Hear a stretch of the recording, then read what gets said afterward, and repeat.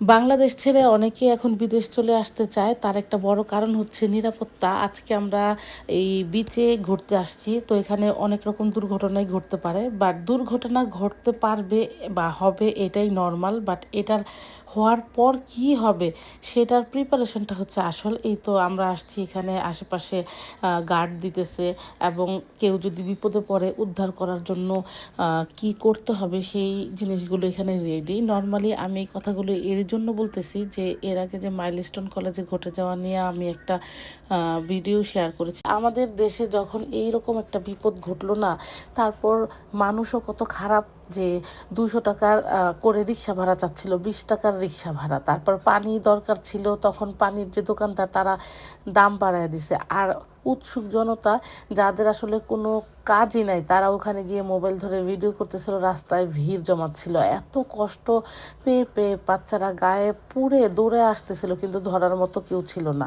আবার কিছু মানুষ দেখতেছি এত দৌড়ে দৌড়ে মানে ব্লাড দিতে চলে যাচ্ছে, রাস্তা খালি করতেছে এবং মানুষকে নিয়ে দৌড়ে দৌড়ে হসপিটালে যাচ্ছে। সব ধরনের মানুষই আছে, বাট আমার প্রশ্ন হচ্ছে, আমি যখন বিপদ হবে আমারই কেন হসপিটালে যাইতে হবে, আমারই কেন রক্ত জোগাড় করতে হবে, সব কিছু কেন আমারই করতে হবে?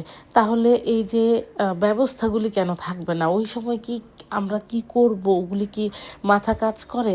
মানে অটোমেটিক যে ব্যবস্থাগুলি, আজকে এখানে যদি একটা বিপদ হয় তখন আমার কি করতে হবে ওইটা কিন্তু আমার ভাবতে হবে না। তখন এখানে অ্যাম্বুলেন্স আসবে, কোথায় নিয়ে যাবে, রক্ত লাগবে কি লাগবে না, কখন কি করতে হবে, টাকা লাগবে কি লাগবে না, কোনো কিছু নিয়েই কিন্তু আমার ভাবতে হবে না।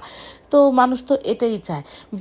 কষ্ট, ভালো মন্দ, সুখ সব কিছু মিলেই তো জীবন। কিন্তু জীবনের মধ্যে ওই একটা দিনই দুর্ঘটনা ঘটে, ওই দিনটাই আমি হেল্প পেলাম কি না সেটার জন্য কিন্তু প্রতিনিয়ত কষ্ট করতেও সবাই রাজি। তো এটাই হচ্ছে বড় একটা কারণ, যে কারণে হচ্ছে মানুষ এখন দেশে থাকতে ভয় পায়, বিদেশ চলে আসতে চায়।